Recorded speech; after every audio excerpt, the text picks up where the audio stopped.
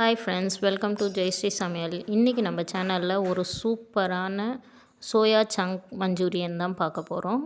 இது ஈவினிங் ஸ்நாக்ஸுக்கு குழந்தைங்களுக்கு ரொம்பவுமே பிடித்தமானது. வாங்க எப்படி செய்கிறதுன்னு பார்க்கலாம்.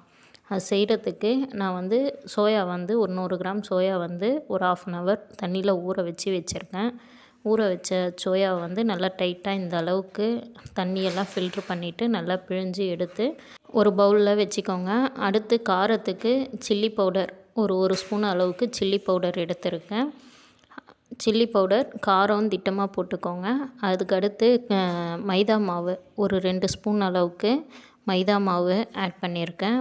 அது கூடவே அரிசி மாவு ஒரு 2 ஸ்பூன் அளவுக்கு அரிசி மாவு ஆட் பண்ணி இருக்கேன்.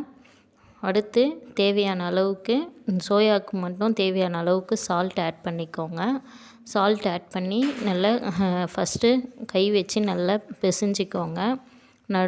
ஃபைனலாக வேணால் லைட்டாக தண்ணி தெளித்து வேணால் லைட்டாக பிசைஞ்சி இந்த அளவுக்கு இந்த பதத்தில் பிசைஞ்சி ரெடி பண்ணி வச்சுக்கோங்க. ஒரு 10 நிமிஷம் இது அப்படியே ஊறட்டும்.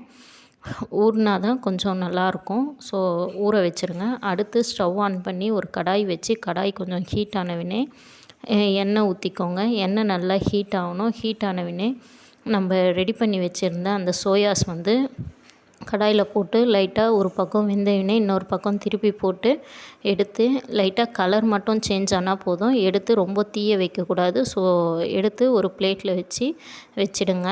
அடுத்து ஸ்டவ் ஆன் பண்ணி ஒரு பேன் வச்சு பேன் கொஞ்சம் நல்லா ஹீட் ஆனவுடனே ஆயில் ஒரு 2லேருந்து 3 ஸ்பூன் அளவுக்கு ஆயில் யூஸ் பண்ணியிருக்கேன். ஆயிலெலாம் நல்லா ஹீட் ஆனவுடனே ஒரு 1/2 ஸ்பூன் அளவுக்கு நான் இஞ்சி பூண்டு பேஸ்ட் எடுத்திருக்கேன். அதையுமே போட்டு அது கூடவே இந்த அளவுக்கு கட் பண்ண ஆனியன் அதையுமே போட்டுக்கோங்க. போட்டு ஸ்லோவில் வச்சுக்கோங்க. ஃபஸ்ட் ஆஃப் ஆல் கேஸை ஸ்லோவில் வச்சுக்கிட்டு அது கூடவே கேப்சிகம் நான் ஒரு கேப்சிகம் எடுத்து அதையுமே இந்த அளவுக்கு கட் பண்ணி ஸ்லோவில் வச்சு போட்டு லைட்டாக வதக்கிக்கோங்க. இந்த ஆனியனும் கேப்சிகமும் ரொம்ப ஃப்ரை பண்ணக்கூடாது, லைட்டாக வதக்கணும். லைட்டாக வதங்கினவுடனே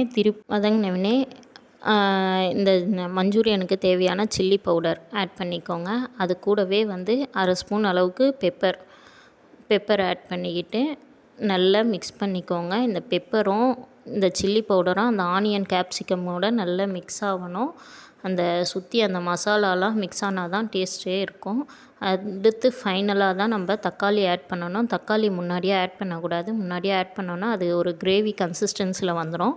ஸோ அதனால் ஃபைனலாக தக்காளி ஒரு மீடியம் சைஸ் தக்காளி எடுத்து இந்தமாரி கட் பண்ணி ஆட் பண்ணிக்கோங்க. ஆட் பண்ணி தக்காளி லைட்டாக வதங்கினா போதும், ரொம்பவுமே வதங்கக்கூடாது. ஃபைனலாக நம்ம எடுத்து வச்சுருந்த அந்த ஃப்ரை பண்ணி வச்சுருந்த சோயாஸ் எடுத்து போட்டு நல்லா மிக்ஸ் பண்ணணும். நம்ம அந்த மசாலா, இந்த கேப்சிகம், தக்காளி, வெங்காயம் எல்லாமே நல்லா ஒன்றுபட நல்லா மிக்ஸ் பண்ணணும். மிக்ஸ் பண்ணிவிட்டு ஃபைனலாக 2 ஸ்பூன் அளவுக்கு டொமேட்டோ சாஸ் ஆட் பண்ணிக்கோங்க. டொமேட்டோ சாஸ் ஆட் பண்ணிக்கிட்டு உங்களுக்கு தேவைப்பட்டால் சோயா சாஸ் ஆட் பண்ணிக்கோங்க. எனக்கு சோயா சாஸ் நான் ஆட் பண்ணலை, நான் ஸ்கிப் பண்ணிவிட்டேன். உங்களுக்கு தேவைப்பட்டால் சோயா சாஸ் ஆட் பண்ணி நல்லா ஒன்றுபட மிக்ஸ் பண்ணி எடுத்து சர்வ் பண்ணிங்கன்னா சூப்பரான சோயா மஞ்சூரியன் ரெடி. ஸோ நீங்களும் இதை ட்ரை பண்ணுங்கள். ட்ரை பண்ணி பார்த்துட்டு எப்படி இருந்ததுன்னு கமெண்ட் பண்ணுங்கள். இந்த வீடியோ உங்களுக்கு பிடிச்சிருந்தா லைக் பண்ணுங்கள், ஷேர் பண்ணுங்கள், கமெண்ட் பண்ணுங்கள். மறக்காமல் நம்ம சேனலை சப்ஸ்கிரைப் பண்ணிக்கோங்க. தேங்க்ஸ் ஃபார் வாட்சிங்.